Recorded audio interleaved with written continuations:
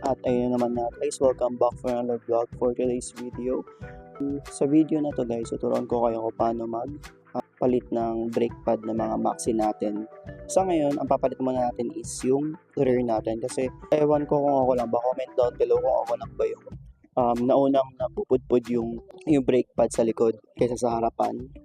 Comment down below kung na-experience nyo rin yun. Kasi ang brake habit ko naman is pares naman silang binibrake. Every time magbe-brake ako, pares pantay silang binibrake ko.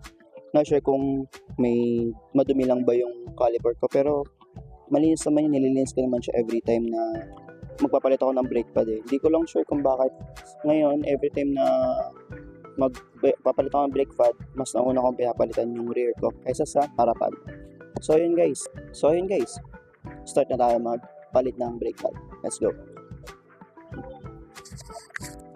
So yun na nga guys, so bago natin matanggal si brake pad, kailangan muna natin tanggalin itong dalawang bolts na to. Itong dalawang bolts na to nakadikit sa kanya. So yun. So dito gagamit tayo ng 14mm na socket at saka L-wrench coming from Flyman. Ayan guys. So pagtatanggal guys, pakaliwa lagi pakaliwa. Ayan.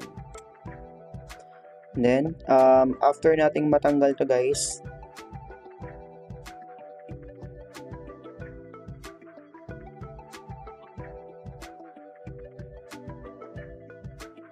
kung makikita nyo guys dyan, may pin yan, dalawang pin or clip. Kailangan mo tanggalin yan. Kailangan mo rin ilagay sa safe na lalagyan para hindi siya mawala. And then, may bolts yan. Kailangan mo tanggalin din yan. Ayan. So, ayan siya guys. Ito yung brake pad natin na sobrang, di naman totally pudpod, pero kumakaskas na kasi siya. So, yan. And, yan. Ito, ganyan siya. Yan, ganyan siya kanipis na. So, yan, dapat yung palitin na, nakikita nyo yan guys. So, kita nyo yung silver na yan. Dapat totally red yan.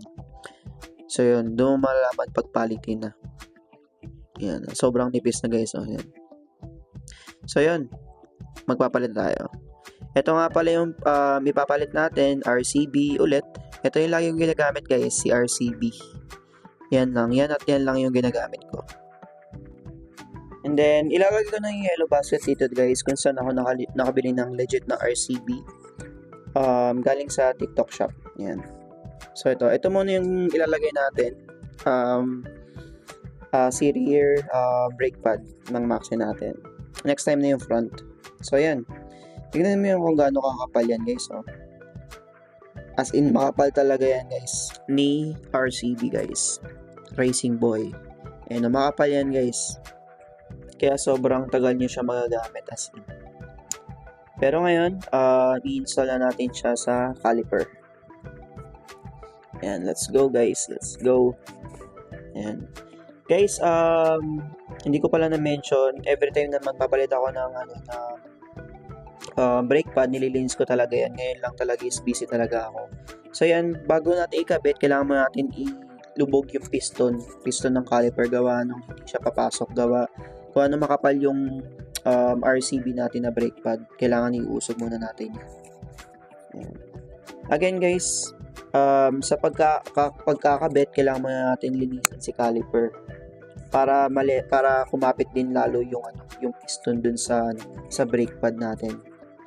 Ngayon, gawa nung busy lang tayo, hindi lang natin malinis ngayon siya. Ayan, kinakabit na natin yung pin ngayon dyan. Ayun yung kapitan dun sa bolt. At saka pagitan ng bolt, tsaka brake pad. So, ayan. Balik na natin yung dalawang bolts. Gagamit tayo ng 12mm ulit with L-wrench. Ayan. Dahan-dahan lang sa pag-iigpit guys ha. Maigpit siya pero kailangan yung tamang-tama lang. Baka kasi mamaya mabali natin. So yan. Then ginagawa ko dyan guys is pinipiga ko na yung brake sa likod. Yan.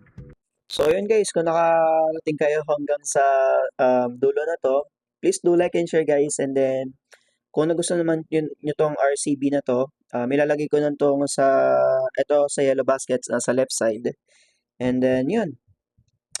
Sana nakatulong tong video na to kung paano DIY replacing brake pad. So yun guys, please do like and share, follow, peace out.